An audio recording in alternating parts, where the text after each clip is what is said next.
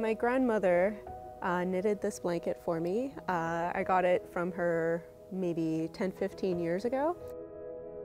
When I received this blanket from her, I was actually quite surprised because it was fairly late in her life and I wasn't expecting anything else. So it came as a total shock. And unfortunately, my grandmother died in April of 2020. So she was one of the early people who got COVID in long-term care. And so that made her death really difficult for me to process.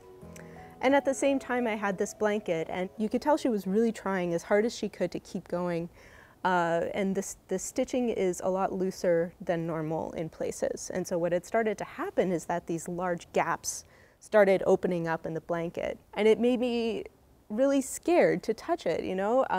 I tried re-knotting it back together in some places just to try and stop the degradation, but I knew it was far beyond anything that I could even hope to tackle. I was really excited when I heard about Loose Ends and that there was an organization that might be willing to take a look at it. One of the things about Loose Ends is that we don't want to take out stitches that someone's done accidentally. We want to continue the story of it so that you can tell where the original knitter ended and then where it continues with someone lovingly completing it. Why do you want it to be part of Loose Ends project?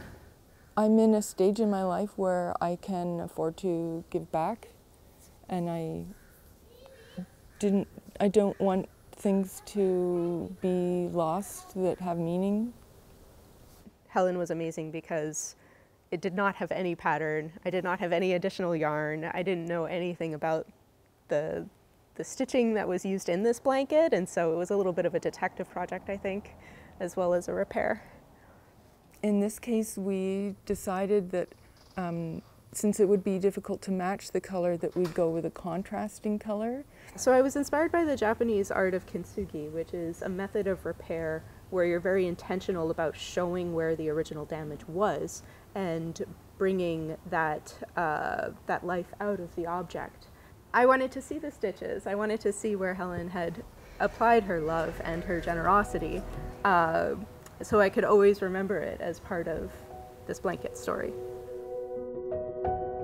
You can actually use it as a blanket, which makes a big difference to me. I'm so excited to have it on a comfy chair, and I can curl up with it, and I have been able to extend the life of this memento for so much longer. Thanks so much to your hard work. Yeah, you bet.